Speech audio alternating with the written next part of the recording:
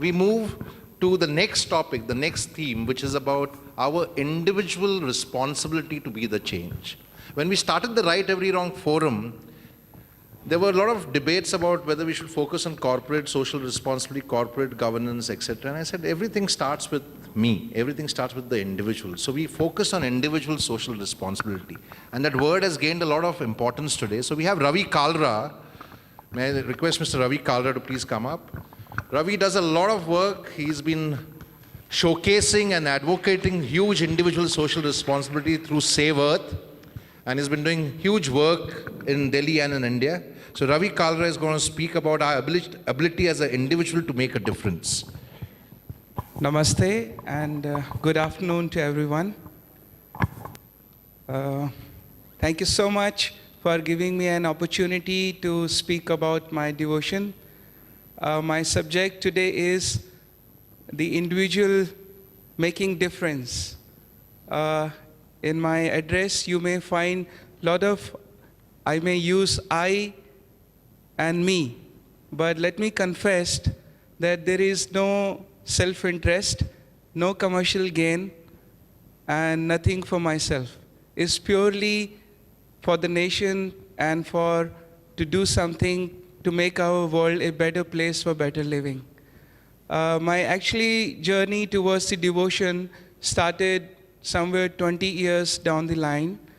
Though I was living in great comforts and having and availing best of the best luxuries with me, and my activities also made me travel to 42 different nations.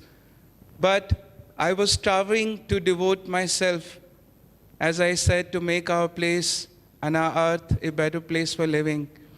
Though I traveled from distance to distance, such as Somalia, to Ivory Coast, to Niger, not Nigeria, of course Nigeria also, and then to the East Timor or the war zones such as Iraq and Afghanistan.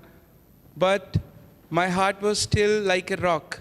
But it melted exactly in year 2007 when in our own country, in the heart of our country, India, New Delhi, when I saw a dog and a baby man-child eating together from the stinking garbage. And that was exactly a U-turn for me in my life. That was in 2007. So I was sharing that I exactly stopped all my comforts and went into the grassroots level. And to start with, I myself going midnight on roads, looking for abandoned senior citizens. I would rescue them and bring them to my institution. I founded a Gurukul here in Vasant Kunj.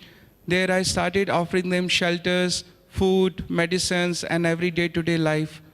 So the people, those would come there, many of them were on deathbed, some bedridden, or having maggots, worms all over their body, and they would die in my arms.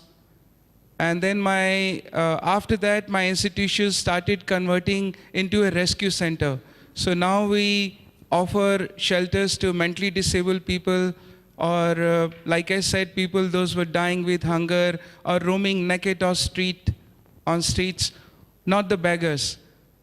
And so far, in span of 6 years, somewhere 250 people have died in my arms. So I myself cremate them. Then I myself collect their ashes, and further I take them to Haridwar for Visarjan. And till date I've been to 3 Mahakumbhas, 1998, and then in 2002, and now in 2013. I'm also concerned to cremate the unclaimed dead bodies which are brought by police authorities to the cremation center, especially people those were floating in Yamuna River or half eaten by the animals in ridge areas, or maybe they hang, but there is no one to claim unidentified people. So till date, I have cremated somewhere 3,584 unclaimed people by my own hands. My prayers are for them. I believe when they go to God, there should be somebody who is offering them a path. So this is what I live for. But yes, as I said, I offer shelter to people those who have no means of ability are dying on road. So till date, 150 people are living permanently with me, and I live for them. And you'll be very surprised to know when I go and look for on road these people. Initially, they were only poor, but after that, I was stunned to find a man who was roaming on road. He did not have bath for almost 2 years. When I brought him, I discovered he's a retired judge. And after retirement, his family kicked him out, and he was roaming on road. And for 2 years, he did not have bath. And then I also discovered that this man has studied from London School of Economics, and now he's living happily with me. And then I also found abandoned senior citizen, including the professors, IAS officers on road, and then the criminal lawyers, educationists, and the freedom fighters, army men, all of them are there. But we always often ignore them. We close our eyes, but I actually do not do that. And you'll be also surprised that, as I said, my activities made me travel to many different nations. Wherever in any civilized country I've been, I never saw honking being misused. So I started an environment subject saying, do not honk. In Delhi, you must have seen on the back of the bumpers of most of the car, it says, do not honk. This is a non-commercial activities, no interest for me, only to make, as I said, our country a better place for better living. And this is what I live for, and I'm very happy God has showed me the path. I believe whenever we all will go one day to the God, He is not going to ask us, what have we done for ourselves? He will ask us, what have we done for the poor and needy people, those who are dying on road? Have we paid our duty? So I'm glad I'm living for them, and I'm completing my life, and I'm spreading good karmas. Thank you so much. Individual energy decides to make the change. Honored. Thank you. In most ideas forums, they are looking for big ideas. We say the small ideas, the small actions make the big difference. Is each of us doing that and fulfilling our individual social responsibility? And I'm so happy to see that the energies are coming together, because we also have Naeem Khan Saab with us, who does similar work. And he goes across the country finding corpses which are unclaimed, irrespective of their religion, and performs the final rites for them. So huge energies coming together. Yeah, we'll open the floor, questions and answers. So the Q&A session begins. Any questions for Mr. Kalra? Yes, Sominji.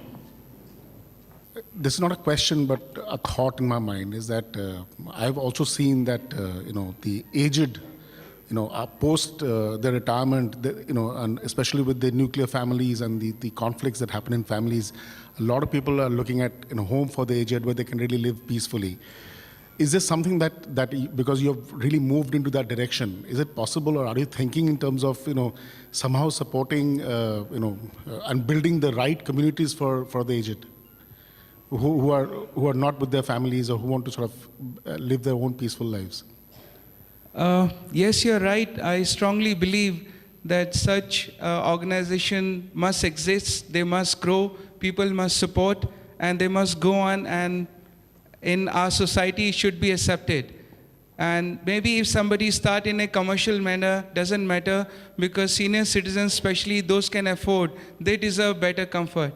But at my place, we offer shelters to people, those have no money and they cannot support themselves. I'm there for them. And you will be also surprised, at my place, there's nothing from government, nothing from corporates, nothing from rich community, no politician, no guru. Only God is there to help us. Thank you very much. Thank you, sir. Thank you so much. Honor. Yeah. Thank you. Anybody else who has a question or a reflection? Yes, Gaurish? So my question is, does culture influence your individual ability to make a difference? Sorry, extremely? You have to be a little louder, Gaurish. Does culture influence your individual ability to make a difference? Does culture affect your individual ability to make a difference? Culture. Culture, we maintain culture.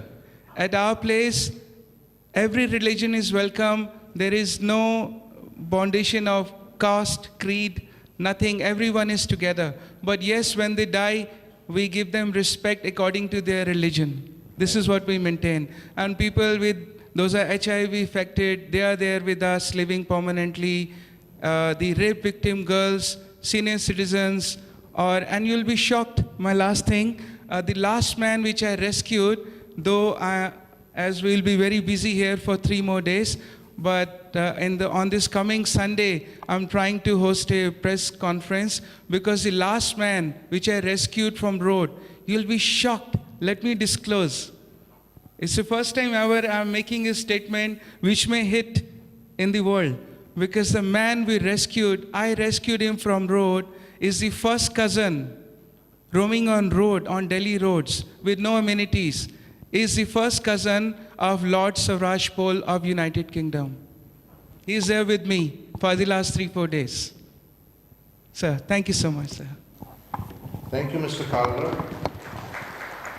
So you heard Mr. Ravi Kalra there discussing about how he's been rescuing people, including people who are probably family members of some very eminent and popular people in the country.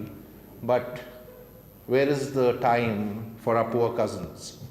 And culture reminds me, how does it really matter whether I go in a coffin or I'm cremated or I'm just buried after I'm dead? Think about it.